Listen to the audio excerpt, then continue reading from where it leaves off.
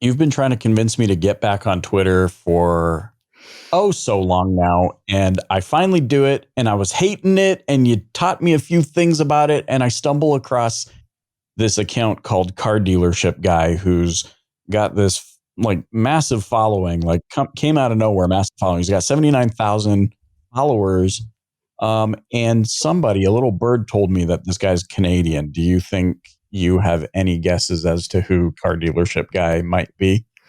I think the Canadian part kind of makes sense just because of some of the phrasing of things, but then also how he's captured the consumer part of things, not just the us's of the world, makes me question it a little bit. If I liken it to somebody we know, right? Think about Mike Davenport.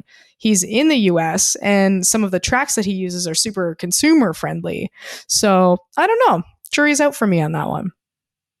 What I like about what he's posting is like he's posting a lot of like very specific stuff. Obviously, some of it very relevant to car dealers, but then like you said, to the consumer. But like, you know, we're seeing this trend, and nobody wants to admit it yet. How the economy is going, and I don't know if I want to be the guy that like is the first to admit publicly that we're already in a recession. But like, you know, he's talking a lot about the softening of the market. Obviously, we know interest rates and all those sorts of things are going up. How do you think, like, how should dealers be responding to this, in your opinion? That's a big one, because when you think back to the interest rate thing, it feels like we keep getting hit in Canada more than now you in the US. So it's tricky where we know that the demand still exists for vehicles and it hasn't changed. If not, it's become higher, right? Because of how we're seeing people not be able to get vehicles. And I've met a few friends recently who they've been in accidents and they've had no choice but to buy a new car immediately. They can't wait for a used vehicle, or they can't wait for an order. They have to get something used, or the rare time that there's something new physically on the lot. So I think it's more about harnessing the demand that's out there rather than worrying about the lack of it. So how do you do that though? Like, I mean, you've got dealership in, butthole, Missouri. Yes. They're thinking like, man, what do I do? How do I harness this demand? Like, what's the right way to like stand up and stand out during a time like this? So how are you seeing harnessing demand as something that they should be focused on? Well, standout's probably a good way to put it, because if we know that people want vehicles, and we know even that they maybe want a specific brand of vehicle, or if they want to, they know they want a truck, for example, right? You know that you want a truck. I know that I want a truck. When that's happening, it's about standing out. It's about saying, choose me. It's not about saying buy a truck. They already want to buy a truck. It's about saying choose me, right? Which comes back to brand. And my favorite thing to talk about, everything being unsexy, right? How do we help dealers harness the brand that they have and stand out against everybody else that's trying to do the same thing most of the time? You had a good experience recently with your latest truck that made you want to choose them every time. It's funny too, because the thing that immediately came to my mind is like what's it called? Like when the answer to the question is in the question, like there's a how word. do I stand out? Yeah, it's like how do I stand out? By standing out.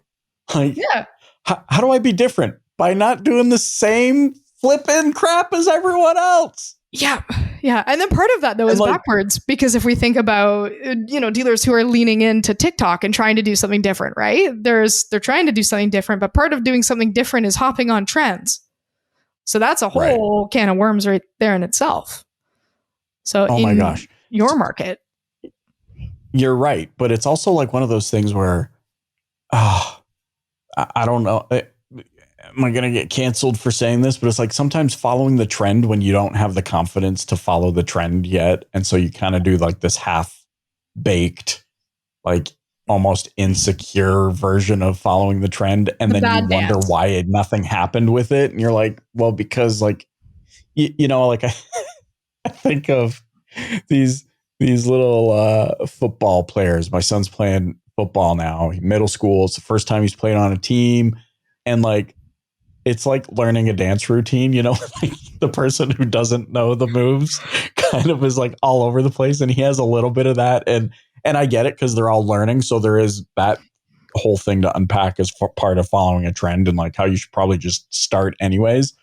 But it is it is like it worries. It's worrisome for me because people won't like pursue it long enough in order to actually get good at it and stand out.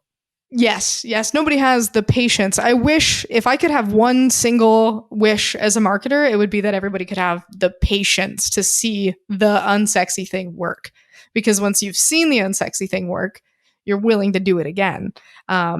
You reminded me of two examples from one of our clients. So shout out to our friends at Scott Campbell Dodge for doing cool things. Because one, a while ago we had went to visit them, and they said we didn't have anybody that wanted to make videos, and then we had this one sales guy. Remember when we did that, and he said, oh well, he started making them. And then afterwards, the rest of the team saw the result of him selling more vehicles than the rest of them. So then they started doing more Right. vehicle videos too, right? So it's Right. that was a long play for him, and it worked, but nobody else was willing to do it until they saw the proof firsthand. They didn't just hear it from us and say, oh, we're going to do it. They saw it happen. And then at the same time, there's a little bit of doing everything in the system that you're in, right? So if we take to them as an example, I was sharing their general manager at the beginning of COVID. He didn't do a TikTok dance, but what he did instead was they had a huge. This is so specific to them, but this is the point, I guess, of you need to be specific to what you're doing. They had a big muddy puddle on the lot. So he jumped into the muddy puddle off of a vehicle or off of a ramp. I can't remember. And that was a huge thing for them. Everybody in the community was like, what is this? What is this crazy guy doing? And it became a thing. Whereas, if you were to do the popular dance on TikTok, I can't really see that having the same outcome. Yeah. And I think about like, nobody wants to see me dancing on TikTok. I mean, I would like to see you dancing on TikTok. But I feel like that's the fastest way to like have people delete the app.